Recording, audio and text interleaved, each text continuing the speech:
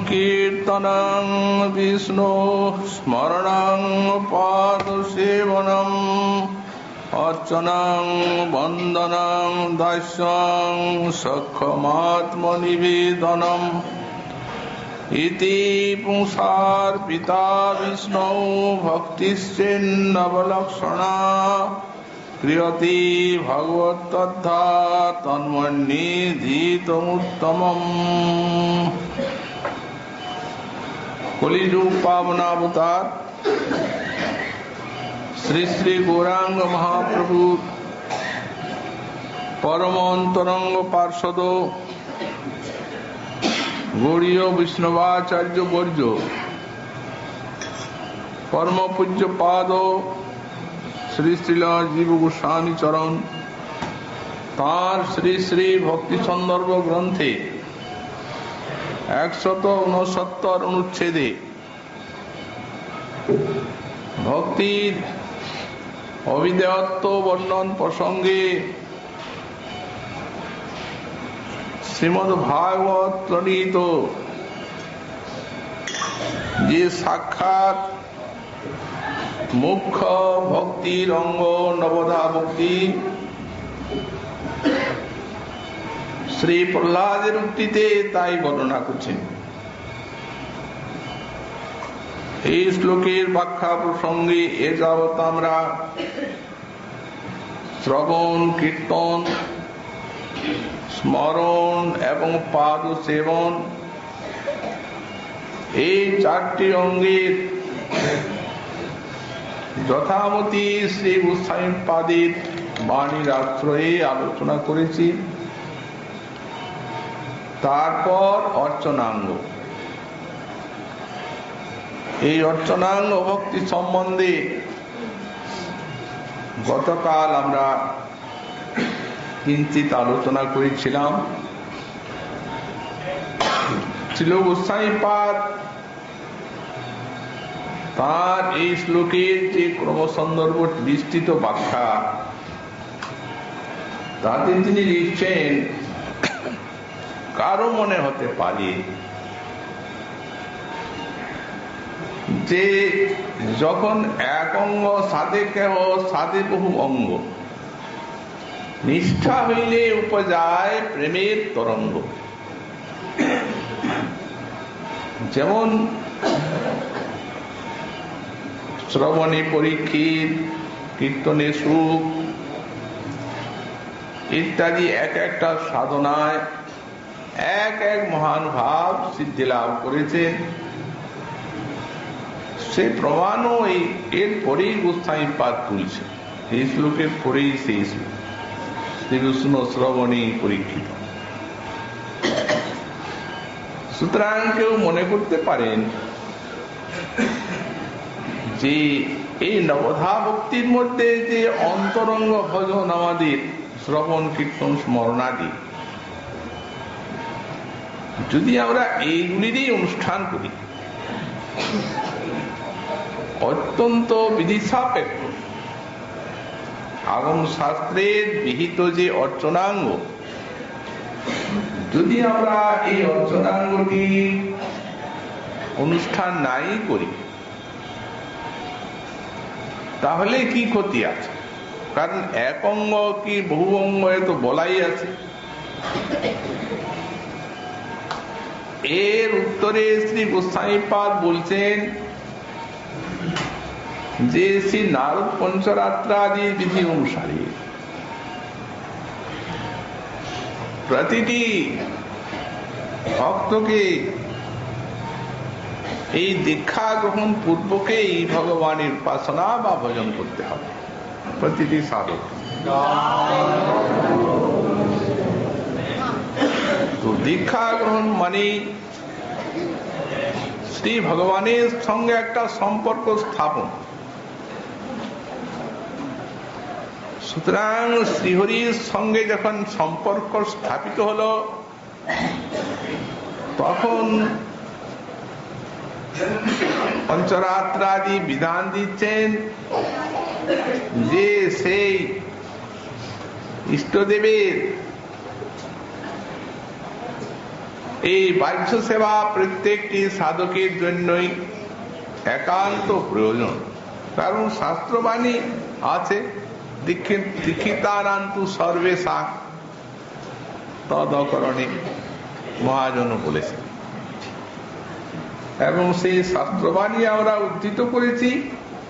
এক কাল, দুই কাল, তিন কাল অর্চাবিগ্রহের সেবা করবেন সাধক, অন্তত এক কালও করবে। আর তা না হলে নরকানি ব্রজেন নর,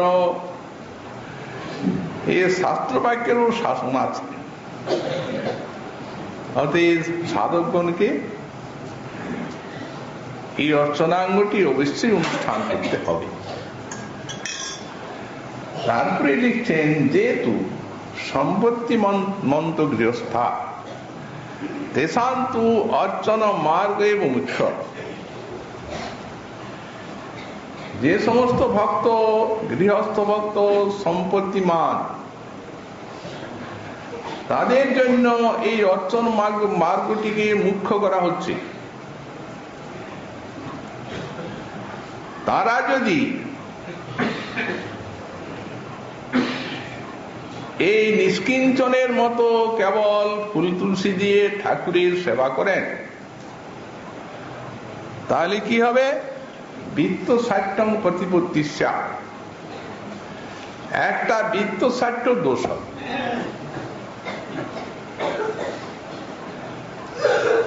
আর যদি অন্যের দ্বারা অর্চনাটি করান, পর দ্বারা সম্পাদন তু ব্যবহার নিষ্ঠত্তম আবিষ্যত্তম চ প্রতিপাদন। যেন কোন রাজা মহারাজ আছেন, ষোড়শোপচারী ঠাকুর সেবা করছেন ভক্ত, কিন্তু নিজের হাতে করেন না, মন্দিরে পূজারি রেখে দিচ্ছেন, তার দ্বারাই সেবা পূজা হয়। বললেন সেটা তো ব্যবহার নিষ্ঠা, সেটা তো শ্রদ্ধাময় নয়। শ্রদ্ধা থাকলে তো নিজের হাতেই ভজন পূজনটি করতে হবে। এক তো ব্যবহার নিষ্ঠত্ব এলো, আর দ্বিতীয়ত আলস্যত্বাঞ্চ প্রতিপাদ, দ্বিতীয়ত আলস্য এসে, এই দুটি দোষ এলো। অতএব অশ্রদ্ধাময়হীন এব তত্ত্ব, অশ্রদ্ধাময় হলো বলে সেই পূজাটি হীন হলো, নিকৃষ্ট।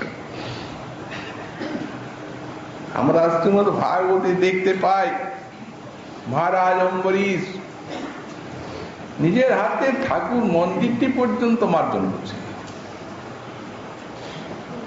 হরৌ করের মন্দির মার্জনা দিছু, কেন পূজা করছেন করুন, কিন্তু পৃথিবীপতি রাজা তিনি মন্দিরটাও নিজের হাতে মার্জন করবেন ঠাকুরের। বললেন হ্যাঁ, সর্বেন্দ্রিয়কে এইভাবে এই ভগবানের ভজনে নিয়োজিত করতে হবে। এতেই তো ইন্দ্রিয়গুলির সার্থকতা। যেহেতু এই নিষ্কিঞ্চন তো করবেন পুজো, তারা যেমন ফুল তুলসী দিয়ে করবেন, গৃহস্থ ভক্ত সাধ্যানুরূপ এই ঠাকুরের বিবিধ উপচার দিয়েই সেবা নির্বাহ করবেন শ্রদ্ধা সহকারে। তা না হলে অশ্রদ্ধা হয়ে যাবে, তা হীন হয়ে যাবে। বিশেষত একটা জিনিস আছে, এই ওই যে মুখ্য শব্দটি দিয়েছিলেন, তেসাং অর্চন মার্গ এবং তো মুখ্য, এই মুখ্য শব্দটির একটা বিশেষ তাৎপর্য আছে। দেখুন, ভগবান বিগ্রহ রূপে অবস্থান করছেন। আমরা বলেছি প্রতিমান তুমি সাক্ষাৎ ব্রজেন্দ্র। ছাত্র মহাজন বাণীতে বিশ্বাস স্থাপন করেই তো ভজন পূজন। আর শ্রদ্ধার অর্থই তো হচ্ছে বিশ্বাস। শাস্ত্র বাক্যে, মহাজন বাক্যে বিশ্বাসটি হচ্ছে গুরু বাক্যে শ্রদ্ধা। শ্রদ্ধাশীল সাধক যখন শাস্ত্র বাক্য বলছেন যে হ্যাঁ, ভগবান নিজে বললেন বিগ্রহ সাক্ষাৎ, কখনোই শিলাদি বুদ্ধি করবে না। তখন গৃহস্থ ভক্তের কি হলো? এই তো ঠাকুর বিরাজমান, তিনি তো গৃহ দ্বার ঘর সম্পত্তি, তিনি তো মালিক সর্বে সর্বা, আমরা সব তার দাস দাসী পরিচর্যা করছি। সেখানে গৃহস্থের যত সমস্ত কার্যগুলি সব ভজনে পরিণত হয়ে যাচ্ছে। চাকরি করছেন, ব্যবসায় করছেন, অর্থ সংগ্রহের জন্য, ঠাকুর সেবার জন্য তো অর্থ দরকার, করতে হবে। অতএব প্রকারান্তরে ঠাকুরের চরণে যদি শরণাগতি ঠিক থাকে, তাহলে উনার যত কিছু সবই ভজনের মধ্যে এসে যাচ্ছে। তবে হ্যাঁ, ভাবের ঘরে যেন চুরি না থাকে। এই ভাবের ঘরে চুরিটা কি? মুখে বলবো ঠাকুরের সব ধন সম্পত্তি ঘরদার, আর মনে মনে আমার ভোগ করবো ভিতরে ভিতরে, তাহলে হবে। কারণ তাকে তো আর ফাঁকি দেওয়া যায় না, তিনি তো অন্তরের অন্তরতম প্রদেশে বসে আছেন। মুখের কথায় তাকে ভুলানো যাবে না, যতক্ষণ পর্যন্ত না অন্তর ছাড়া দেয়। শ্রদ্ধাটা তো বাইরের জিনিস নয়। গুরু বৈষ্ণব শাস্ত্র বাণীতে বিশ্বাসের নাম হচ্ছে শ্রদ্ধা। তো সুতরাং ভগবানের অপার প্রসন্নতাও এর মধ্যে আছে। বৈষ্ণব শাস্ত্রের প্রসিদ্ধ কথা, বৈষ্ণব ইতিহাসে এক ব্রাহ্মণ ভক্ত বঙ্গদেশে বাস করেন, নিষ্কিঞ্চন, দরিদ্র। ভিক্ষানের দ্বারা তিনি জীবিকা অর্জন করেন। ভজনে মনটা নিবিষ্ট, অতএব সহজ উপায় অবলম্বন করেছেন, অর্থাৎ সংগ্রহের দিকে মন যায় না। হঠাৎ হয়েছে কি একদিন তার সায়ংকালে এক সন্ন্যাসী তার গৃহে অতিথি হয়েছে। বৈষ্ণব ভক্ত, অতিথি নারায়ণ সম আবার সন্ন্যাস, খুব যত্ন সহকারে তার সব সৎকার করলেন। সেই অতিথি সেই সন্ন্যাসীর কাছে আবার এক বিগ্রহ নিয়ে নিয়ে ঘুরছেন, তার ৮০ পুরুষের সেবিত বিগ্রহ। বংশে কেউ নেই, আর তিনিও সন্ন্যাসী হয়ে গেছে। তো ঠাকুর সেবা কে করবে? সঙ্গে নিয়ে নিয়েই ফিরে। কিছুদিন থেকে তার মনে হচ্ছিল যে জগন্নাথ দেবীর রথ সমাগত, অতএব যদি একটা সেরকম শ্রদ্ধাশীল মনের মতো কোনো ব্রাহ্মণ ভক্ত পিতাম, তাহলে আমার ঠাকুর সেবাটা কয়েকদিনের মতো দিয়ে আর একটু রথযাত্রাটা দর্শন করে আসতাম। এখন এর যে সেবা পরিপাটি, দরিদ্র হলেও খুব ভালো লাগে, সরল উদার খোলা প্রাণ। আলাপ করে উনি বুঝতে পারলেন এইটাকেই দিতে হবে। নামটি ছিল গোপাল। গোপাল, দেখো বাবা, তুমি একটু যদি আমার হিত করো, তাহলে তো আমার একটা কাজ হয়ে যায়। প্রভু বলুন কি আপনার সেবা? বললেন যে এরকম জগন্নাথের রথ আগত, একটু রথ দেখবো। তো এই ঠাকুরকে বয়ে বয়ে অনেক অসুবিধা, কোথায় কি ভোগ লাগে না লাগে, তুমি যদি এই কয়েকদিন সেবা করে যাবো, জগন্নাথ দর্শন করে রথ ফিরে লাগবে, আপনার যে আদেশ সেগুলো করবো অবশ্যই। তাহলে চলো, আমি বসিয়ে দিব তোমার ঠাকুর মন্দিরে, কোনখানে তোমার ঠাকুর আছেন ঠিক জায়গা।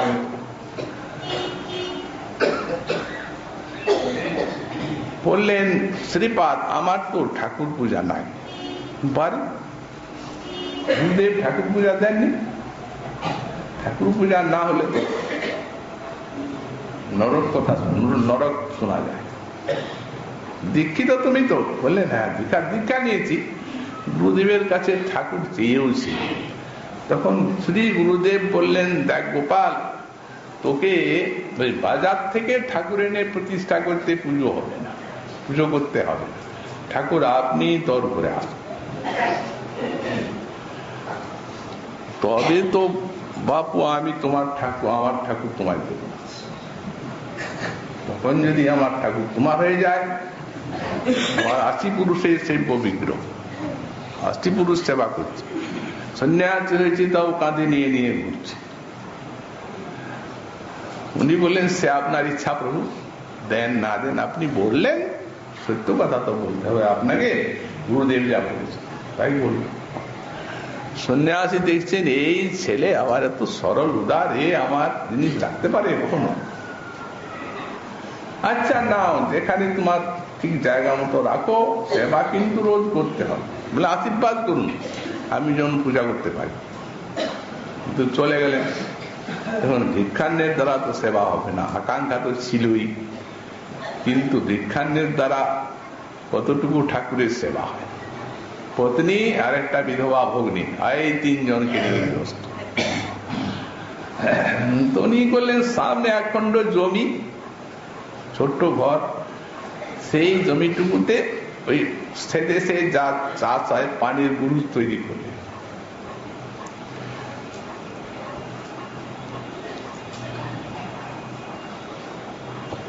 তো ঠাকুরের ইচ্ছায় কি সব একেবারে পানির ফল হতে লাগে।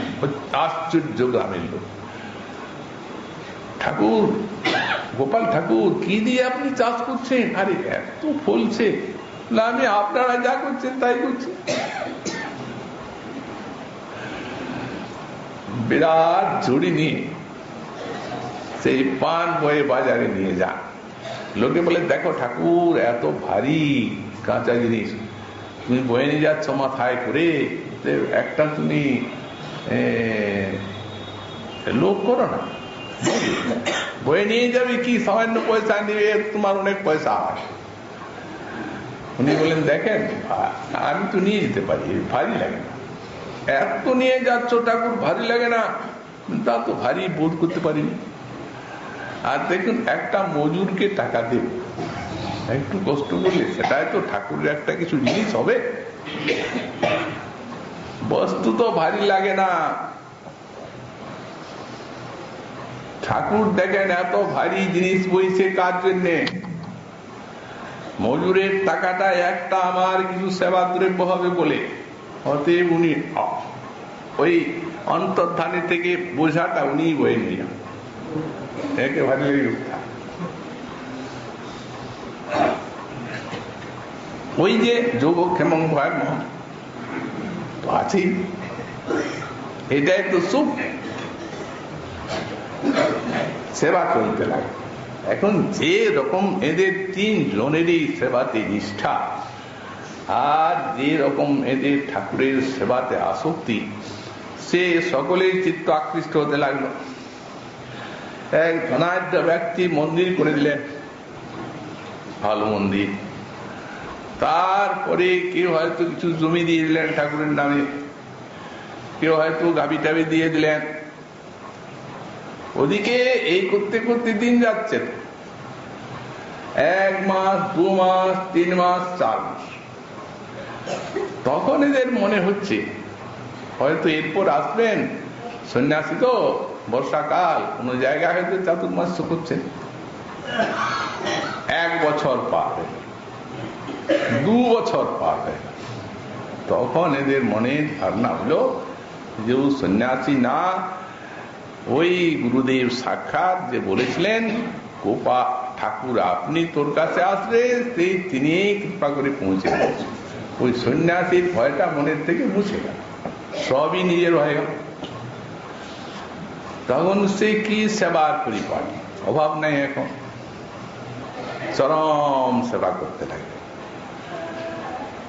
যিনি অর্থ সংগ্রহের জন্য কোন প্রকার নিজের জন্য ইচ্ছাই করেছিলেন না, তার মধ্যে এত সমস্ত এলো ঠাকুরের জন্য, তাছাড়া তো আর কিছু নেই। সুতরাং এই আসক্তির সঙ্গে আগরটি আর আসক্তিটি হচ্ছে প্রতিটি ভজনাঙ্গীর প্রাণ বস্তু, তবে তো সাড়া পাওয়া যায়। নানা রকম পরিপাটি রান্না করেন, হয়তো রসুই করতে একটু দেরি হয়ে গেল, তখন হয়তো গিন্নি বলছে এই দেখো মুখ শুকে আছে, তাড়াতাড়ি তাড়াতাড়ি। এইভাবে আদর পরিপাটির সঙ্গে সেবা চলতে লাগলো। 3 বছর গেল, 4 বছর পর হঠাৎ একদিন সন্ধ্যার সময়ে অকুরের মতো সেই সন্ন্যাস, বাবা গোপাল একটু দক্ষিণ দেশ ভ্রমণে গিয়েছিলাম, এসেছি যখন এতদিন এত দূর, তখন একটু দক্ষিণ দেশে তীর্থটা ভ্রমণ করে যাই। বাহ বাড়ি গোপাল, তোমার সেই কুটিরটা কি হলো? আরে এ তো দেখছি মন্দির, এত বড়, তুমি ঠাকুরের সেবা চালাচ্ছ, বাহ দেখে খুব ভালো লাগে। এখন ওরা তো আসন টাসন দিয়েছেন, তো নিয়ে যাবে। আসক্তি এসে গেছে, প্রাণের আসক্তি। তো সুতরাং ওই কাঁদছে, ফুলে ফুলে কাঁদছে, এবার কাজও করছে আর ফুলে ফুলে কাঁদছে। সন্ন্যাসীর ভাব রকম দেখে তার আর ভালো লাগলো না, বললে হে গোপাল এলো, আরে কি ব্যাপারটা বলো, তোমরা এরকম কাঁদছো কেন? ও বুঝতে পেরেছি, আমার ঠাকুরকে আমার দেরি হলো বলে তোমরা নিজের করে নিয়েছো, এই জন্যই এত তোমাদের কান্না। তো আমার ঠাকুরের উপরে তোমাদের এত আসক্তি কিসের? আমি আর থাকবো না এখানে, এখনই ঠাকুর নিয়ে যাও। প্রভু নারায়ণ ভোগরাগ হয়ে গেছে, ভূ লাগবে, আপনি এসেছেন কত দূরের থেকে, পরিশ্রান্ত হয়ে প্রসাদ সেবা করুন, বিশ্রাম করুন, সকালবেলা সেবা পূজা হলে বাল্য ভোগের করে নিয়ে যাবে, আমাদের কিছু করার নেই, বলার নেই। তারপরে বলে আচ্ছা, আবার ওরা কাঁদতে থাকে। তখন আর কোনো কথা না শুনে সেই সন্ন্যাসী একেবারে গড় গড় করে সেই মন্দিরের ভিতরে ঢুকে ঠাকুরকে কাঁধে নিয়ে, আর থাকবে না, ভালো লাগে তোমাদের এই ভাবভন। যাচ্ছেন তো, কিন্তু ঠাকুর পাহাড়ের মতো ভারী, নড়তে পারেন না। বারে বার ঠাকুর, সন্ন্যাসী ঠাকুর, তুমি সামান্য কিছু ভোগ তো লাগিয়ে আমি তোমাকে সেবা করছিলাম, ভুল হলো এই গৃহস্থের কাছে তোমায় দিয়ে, এই গৃহস্থ সেবক সে ভালো ভালো খাইয়ে মোটা হয়ে গেছো, এখন আর বইতে পারছি না। কিছু দূর যে আর পারলেন না, একটা গাছের তলায় তপাস করে রেখে শ্রান্ত ক্লান্ত হয়ে শুয়ে পড়লেন। তন্দ্রা এলো, স্বপ্নে ঠাকুর এসে উপস্থিত। ভারী নিষ্ঠুর, হৃদয়হীন, এইরকম তোর ব্যবহার। আরে সেখানে আমার নৈবেদ্য রয়েছে, আমি ক্ষুধিত পিপাসিত, কোথায় নিয়ে যাবে? তারা সব মূর্ছাগত হয়ে আছে রাস্তায়, চল পৌঁছে। ঠাকুর সেবা করার ইচ্ছা থাকে, তুই অন্য বিগ্রহ নিয়ে প্রতিষ্ঠা করে আর সেবা কর, সেইখানেই আমি অধিষ্ঠিত থাকবো, কিন্তু এই বিগ্রহে আমি তা হবে না তোমার। ঘুম ভেঙে গেল। সন্ন্যাসী বলছেন, ও এই জন্যেই তুমি এত ভারী, তোমার ইচ্ছার উপরে কারো কিছু করে। ভক্ত তো তোমাকে যখন নিজের করেই নিয়েছে, তখন চলো তোমার যা ইচ্ছা তাই হয়েছিল। যেমনি সে ঠাকুরের কাঁধে নিয়ে ফিরেছেন, যাচ্ছেন ওর তোর বাড়ির দিকে, তেমনি তুলোর মতো হালকা। তার মানে ভক্তের কাছ থেকে ছিনিয়ে নিয়ে যাচ্ছিলেন তো। এই জন্য ঠাকুরের মাথার উপরে যে দুঃখের পাহাড় পড়েছিল, ওই পাহাড়টারই ভার এখন দুঃখের পাহাড় নামলো, ছুটে বারে বা তুলোর মতো তোমার যা ইচ্ছা তা। যেদিন রাস্তায় মূর্ছিত হয় রাস্তাটা, ডাকছেন সন্ন্যাসী, গোপাল উঠো উঠো উঠো বাবা, এই তোমারই আমার, যাও ভোগ লাগাও। তারপরে নিয়ে গেলেন, আনন্দের আর সীমা নেই। একটা বজ্রাঘাতের মতো অবস্থা হয়েছিল, এখন তো সেই ঠাকুরকে পেয়ে আর যেন হারানো রত্ন পাইলাম। তারপরে সন্ন্যাসী সেখানে কিছুদিন থাকলেন, ঠাকুরের সেবা পরিপাটি দেখলেন, দেখে সেখানে প্রসাদ আদি নিলেন, তারপরে তীর্থযাত্রায় চলে গেলেন। এই তো ভক্তপ্রিয় ভগবান, বিগ্রহের ভিতর দিয়ে এই রূপ করুণার অভিব্যক্ত, এবং এই সেবা পূজার দ্বারা যে বাস্তবিক গোস্বামীপাদ বললেন গৃহস্থ ভক্তের এই অর্চন মার্গটি মুখ্য হলে ভালো হয়। তার মানে যে অন্যান্য সমস্ত কাজগুলি ঠাকুরের জন্য হয়ে যাচ্ছে, তো এই জন্যে আটটা যা কিছু এই যেটি সংসারের যে মার বন্ধনটা, সেটাই তো স্থির হয়ে যাচ্ছে হিসাব।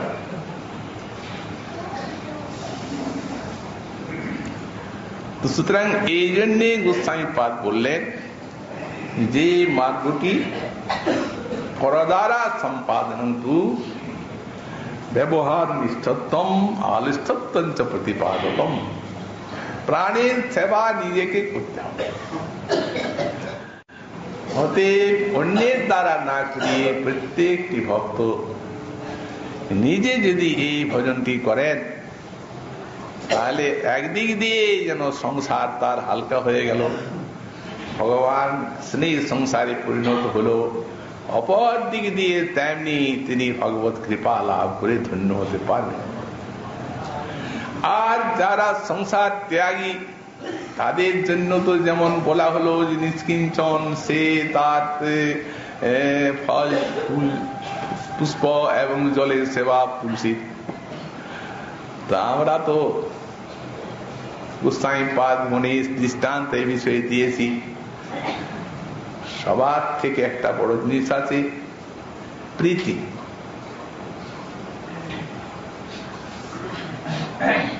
এই প্রীতি তো তার আরাধনার শ্রেষ্ঠতম উপচার। এই জন্যই তো বললেন ষোড়শ উপচারে যদি আমার সেবা করা যায়, আর তার মধ্যে যদি এই মুখ্য উপচার প্রীতি বা প্রেমটি না থাকে, তাহলে আমাকে ভালো লাগে না।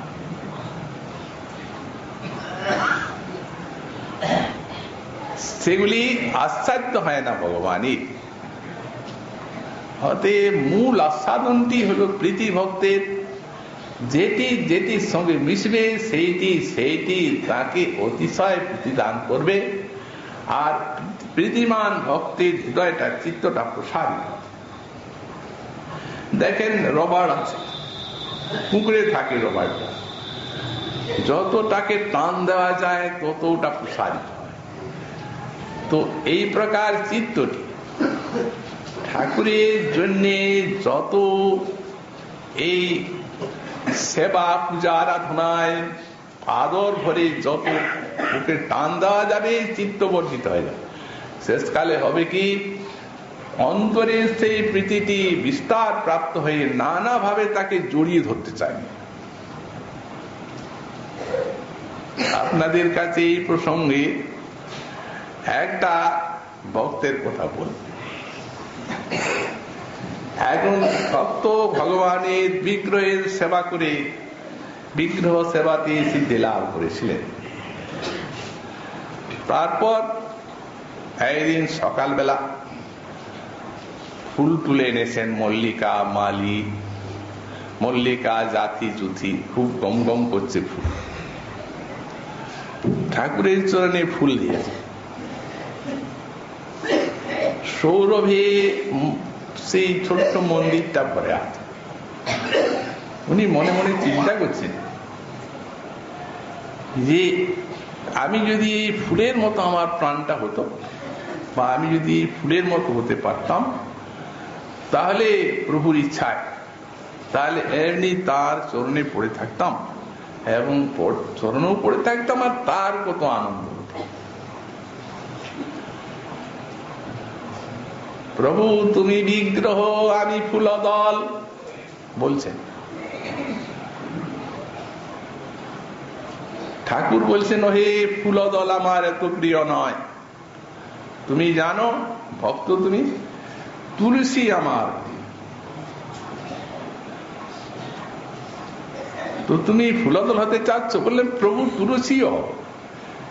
যেখানে তুমি বিগ্রহ সেখানে আমি ফুলদল, আর যেখানে তুমি বিষ্ণু আমি তুলসীর দল।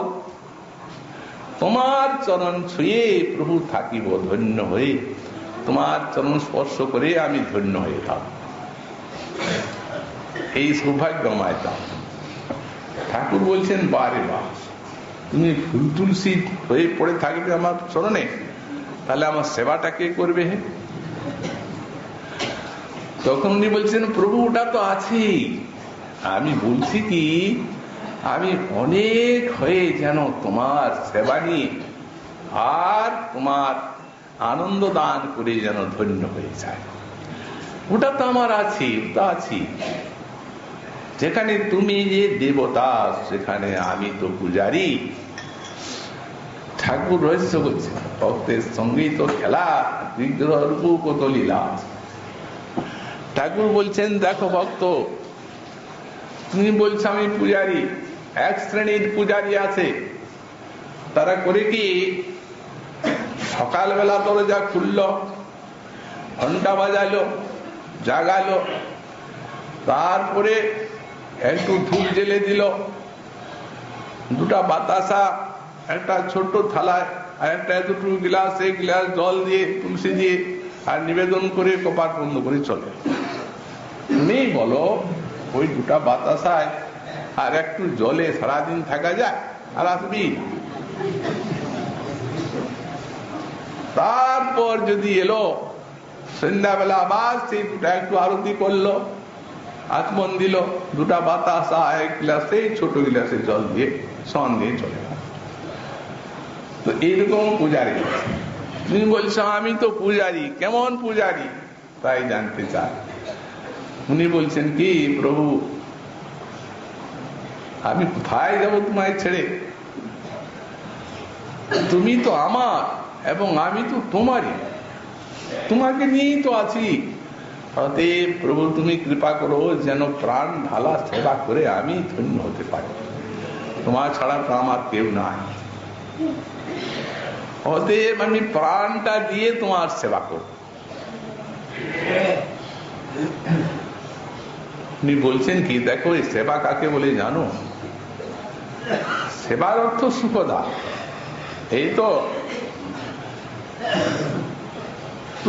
দেখো এই যে এতটুকু ঘরটা, এই ঘরের আমি আবদ্ধ হয়ে আছি, এখানে থেকে তো তুমি আমাকে বের করবে না। তুমি কত জায়গায় ঘোরাঘুরি করছো ইত্যাদি, ভালো লাগছে, আর আমি এইটুকু জায়গায় সারাদিন নড়াচড়া। একটু আমারও তো ইচ্ছা হয় একটুটা ঘুরে আসবো।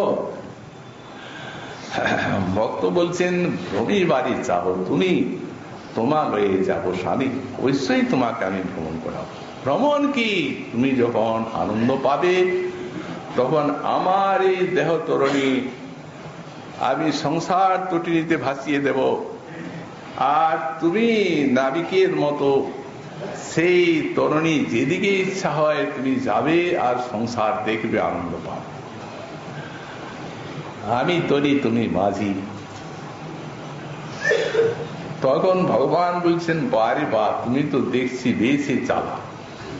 আমি বলছি কি তুমি আমাকে বইবে, আর তুমি বলছো আমি তোমাকে বইব। তুমি তরণী হবে আর আমি বেয়ে বেয়ে বেড়াবো। তুমি আমাকে বইবে তবে তো সুখ হবে। বলছেন তুমি তরি আমি মাঝি, আর আর একটা হবো প্রভু, তুমি ফুল আমি সাজি, সাজিটায় যেমন ফুল গমগম করতে থাকে তেমনি আমি তোমাকে বয়ে বেড়াবো প্রভু, ওটিও চাই। অতএব তোমার সৌন্দর্যের সৌরভে আস্বাদনে আমার অন্তর বাহির ভরে উঠবে, আর তোমাকে নিয়ে নিয়ে ঘুরবো ওই সাজিটা যেমন ফুলের ডালাকে নিয়ে ঘুরে। ভগবান বলছেন, দেখো ভক্ত শুনো বলছি, আসলে আমার সবার থেকে আনন্দ কোথায় জানো? এই তোমাকে হাসছি, কিন্তু আসলে প্রকৃতপক্ষে আমার সবার থেকে আনন্দ কোথায় জানো? বলে প্রভু, বলো প্রভু, তাই করব। যারা আমার কথা শুনেন না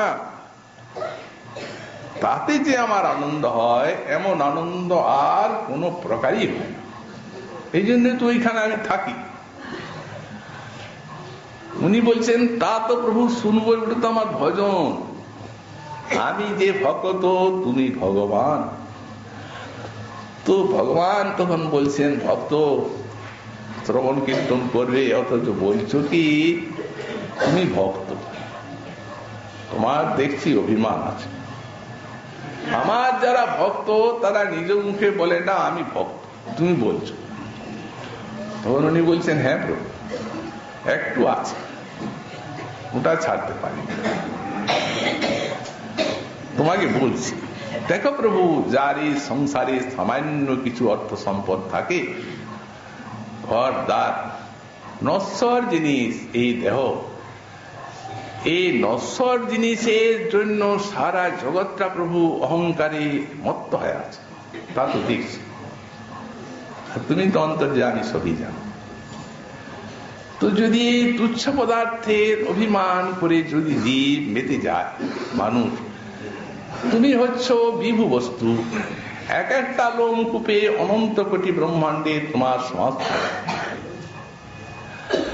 ষড়ৈশ্বর্যের তুমি অধিপতি, চতুষ্পাদ বিভূতি তোমার, তুমি মালিক। এই অনন্ত জড় জগৎ, অনন্ত চিৎ জগৎ, মায়া স্বরূপ শক্তি, সবার তুমি ঈশ্বর। তোমার কৃপা যখন লাভ করেছি, তুমি যখন আমার, তুমি কৃপা করে এই বুদ্ধি দিয়েছ, তখন আমার অভিমান থাকবে না একটু? অবশ্য থাকবে। রাজা রানী বললেন, তোমার গৌরবী গৌরবিনী আমর উপসী তোমার, হেন মনে লয় ও দুটি চরণ সদা নিয়ে থাকি বুকে, আনে আছে আনে অনেক জনা, আমার কেবল তুমি, তাই পরাণ হইতে কোটি কোটি গুণে প্রিয়তম করি মানি। এটা ভক্তের অভিমান নয়, এটির নাম হচ্ছে গৌরব। ওই যে রাজরানী তোমার গৌরবে গৌরবী, মানে প্রভু ওই ছাড়তে পারি, ওটা থাকবে এবং আছে। আর তা না হলে অন্য দিক দিয়ে যদি দেখো, তো আমি যে কাঙ্গাল দিন, তোমারই চরণে লীন, তুমি ছাড়া কেউ নেই। অন্য দিক দিয়ে দেখতে গেলে আমি কাঙ্গাল, আমি দিন, আমার মতো দিন আর বিশ্বে কেউ নেই, একমাত্র তুমি আছো। আর অন্যদিকে কাঙ্গাল। এটা কোনো পুরাণের কথা নয়, অবশ্য বৈষ্ণব ইতিহাসেরও নয়, মনে পড়ে না অনেক কতদিন আগে এই একটা ভক্ত কবির এটি কাব্য পড়েছিলাম, কোথায় তাও এখন মনে নাই, কিন্তু এত ভালো লেগেছিল যে ওটা আপনি কণ্ঠস্থ হয়ে যায় আর ভক্তগণ আনন্দ পান। বিগ্রহ রূপী ভগবানের ভক্তের সঙ্গে কত লীলা। তো সুতরাং এই হচ্ছে অর্চনাঙ্গ, কতভাবে ভগবানের করুণা সাধক ভক্তকে ঘিরে আছে। অনুভূতির দ্বারা, গুরু বৈষ্ণব মহতের কৃপার দ্বারা এটি নিজে অনুভব করে নিতে হবে। কৃপার দিকটি অনেক বড়, আর আমাদের প্রাণ অতি ক্ষুদ্র, প্রাণীর বিকাশ নেই, প্রাণী বিশ্বাসের গন্ধ নেই, শ্রদ্ধা নেই। অতএব ভগবানের সেই এত বিশাল করুণা এই সংকীর্ণ চিত্তে স্থান পাবে কি করে? এইটি চিন্তনীয় সাধারণ সাধক। তারপরে গোস্বামীপাদ বললেন বন্দনম। বন্দন একটা অঙ্গ। তো বন্দনটিকে ব্যাখ্যা করছেন যে নমস্কার মাত্রোত্তবসায়, এটি হচ্ছে বন্দনা মানে প্রণাম, স্তব স্তুতির দ্বারা প্রণাম। তো ভগবানের চরণে প্রণামটাও একটা অঙ্গ বিশেষ।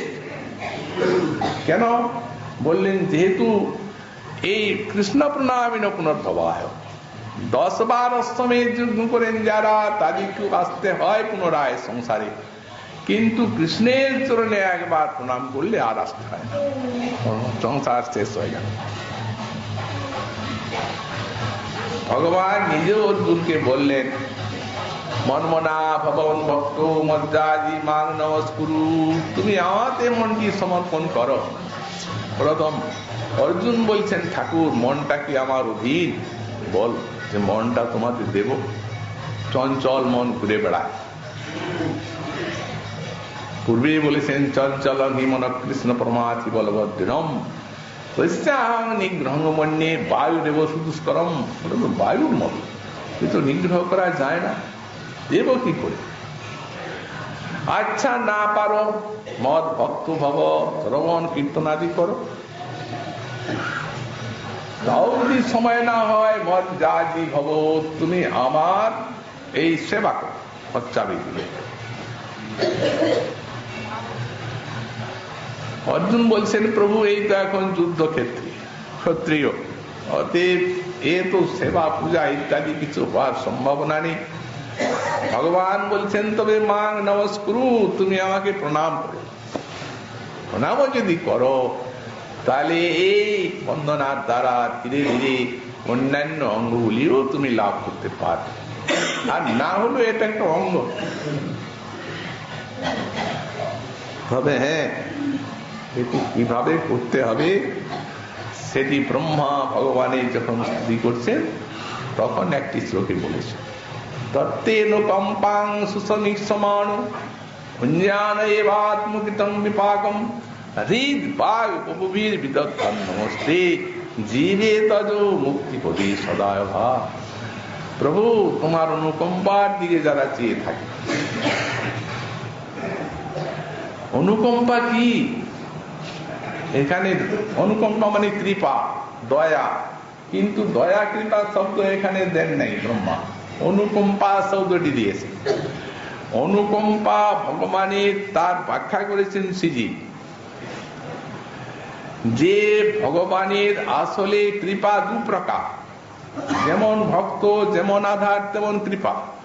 একটি হচ্ছে পোষণ আর একটি হচ্ছে অনুকম্পা। এই পোষণটি শান্ত ভক্তদের জন্য, আর অনুকম্পাটি দাসাদি ভক্তদের জন্য।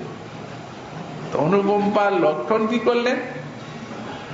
অনুকম্পা চ পূর্ণে পিসস্মিন সেবাদি অভিলাষং সম্পাদ্য সেবাদি সৌভাগ্য সম্পাদিকা ভগবত চিত্রাদতাময়ী তৎ উপকারেচ্ছা। তিনি তো শতপূর্ণ, ভক্তের সেবা না হলে কি তার চলবে না? কিন্তু তবু আত্মারা আপ্তকাংশিরে মনি হয়েও সেবাদি অভিলাষ সম্পাদ্য, উনি ভক্তের ভিতরে সেবার অভিলাষ জাগাচ্ছেন। আগে অভিলাষ আসলে তো সেবা করবে।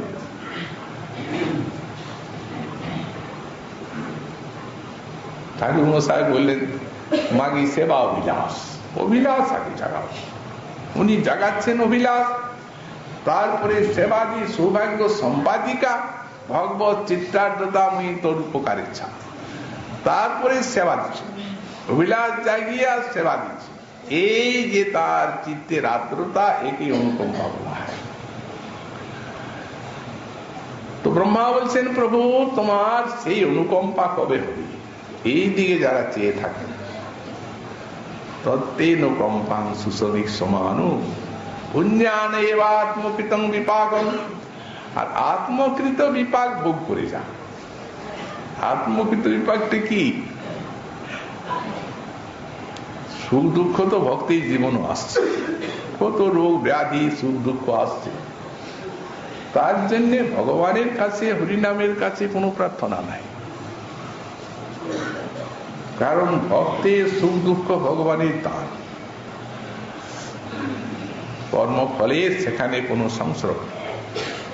চক্রবর্তী পাদ টিকাতে লিখছেন, পিতা যথা সপুত্রম সময়ে সময়ে দুগ্ধম নিম্মর সঞ্চ পায়তি পানিতলে প্রহরতি শ্লিষ্যতি চুম্বতি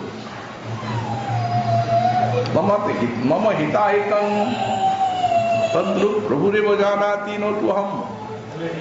পিতা ছেলেকে যেমন মিষ্টি দেন, তেমনি অসুখ হলে নিম্বরস তেতো ওষুধ দেন। যেমন চুমো খান তেমনি সময়ে থাপ্পড় মারে। তো দুইটাই কৃপা। তেমনি আমার ভক্তির অনুকূল যাতে হবে, যদি দুঃখ দিলে হয় তিনি ব্যবহারিক দুঃখই দিচ্ছেন, যদি আমার ভজন অনুকূল এই ব্যবহারিক সুখ হয় তো সুখেই দিচ্ছেন। অনেকেই বলে যে তিনি এত ভক্ত তো এত সুখ বিসুখ কেন? আরে বাবা কেন? সেটা তো তারা ভগবানের দান বলেই সব ভোগ করে যাচ্ছে। প্রত্যেনুকম্পাং সুসমিক সমানু ভুঞ্জান এবাদ মুক্তিতম বিপাক। নমস্তে, নমস্কারটা হচ্ছে কায় মনোবাক্যে। তো দেহের দ্বারা নমস্কার করবেন, পঞ্চাঙ্গ নমস্কার, সাষ্টাঙ্গ নমস্কার, এবং প্রণামে যে আবার অপরাধ আছে সেগুলিও ত্যাগ করবেন। একহস্তে প্রণাম করবেন না ঠাকুরকে, সম্মুখে রেখে নয় বামে দেখে করতে হবে। এবং গর্ভগৃহে অতি নিকটে দণ্ডবোধ করবেন না। এই প্রকার কতগুলি নমস্কারেরও আবার অপরাধ আছে, সেবাপরাধ, সেগুলি ত্যাগ করতে হবে। তো বললেন এই প্রকারে কায়ের প্রণাম হলো অষ্টাঙ্গ বা সাষ্টাঙ্গ। মহিলা ভক্ত যারা, তারা কখনো অষ্টাঙ্গ সাষ্টাঙ্গ প্রণাম করবেন না, তাদের পঞ্চাঙ্গ প্রণামী। তারপরে এই গেল কায়। বাক্য একটা প্রণাম মন্ত্র উচ্চারণ করলেন বাক্যের দ্বারা, আর মন ওইটি হচ্ছে সবার থেকে বেশি। মনে ভক্তি রেখে আর ঠাকুরের চরণে প্রণত হলেন।